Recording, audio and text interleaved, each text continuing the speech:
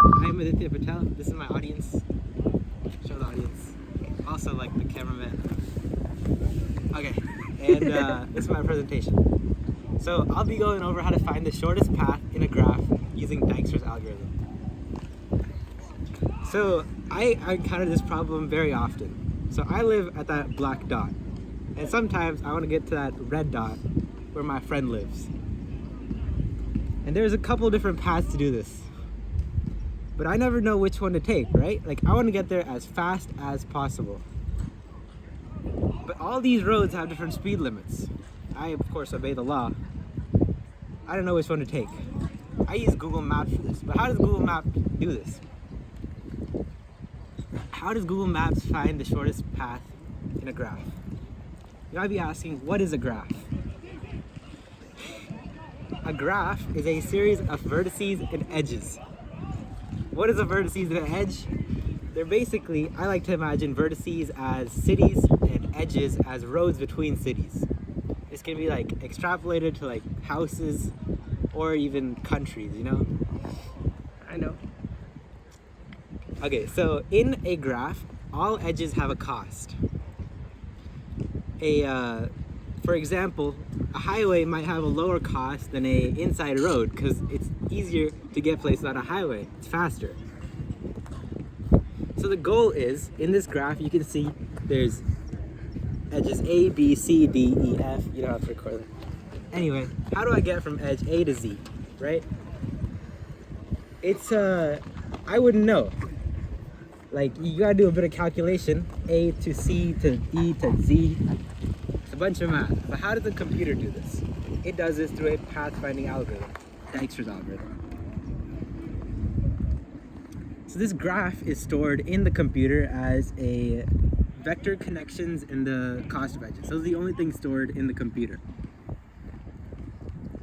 So we know that, like, for example, A is connected to B, but we don't know if A is connected to Z through B and C. So an overview of the algorithm. There's basically two simple steps. You update the estimates and choose the next vertex. What does this mean? We'll go over through an example. Let's start with a random vertex A. Let's say I want to find the path from A to G, right? So I've started at A. The first step is to look at all the neighbors of A. We know this information because it's stored in our memory. We know that A to B has a cost of 1, A to C has a cost of 2, so on, so on. And we don't know anything else. So what we currently do, we store in our memory that A is connected to those 4 vertices with the cost of their edge, with like the road speed limit. Now that we've stored them, we start at a new vertex. We have to choose the next vertex. Which one do we choose? We always choose the lowest cost vertex. Why?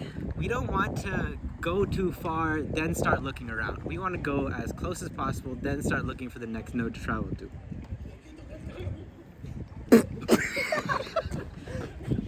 Now that we've chosen, in this case, it's vertex B.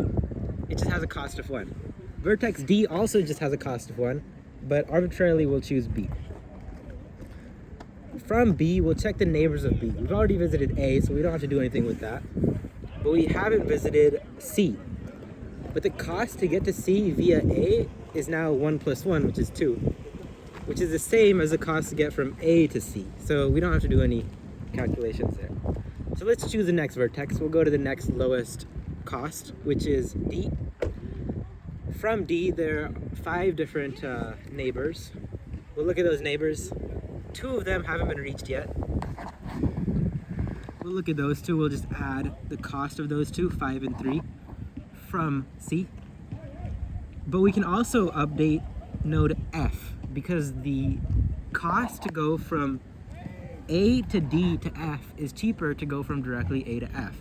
Now we know that because we knew the cost to get to D and we knew the cost to get to F without D. We can compare the 2 now.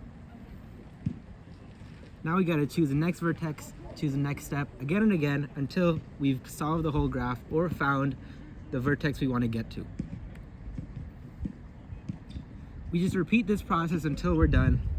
That's 2 steps to find any node's shortest path. Some inefficiencies in this method. What this graph does in a very, very large graph, this algorithm does in a large graph, is it spreads out from the start in all directions. That isn't ideal. In the case of me trying to get to my friend's house, it might spread west towards San Francisco across the bridge, and I'm not even trying to go to San Francisco. That's one inefficiency, and it doesn't work towards the goal node. Some applications of this are GPS, pathfinding. In social networks, it's often used in telephone routing, in packet routing, and it's also used in robot paths. When robots are walking around. In summary, Dijkstra's algorithm is a very useful pathfinding algorithm, and it finds the shortest path from any node in a graph to any other node.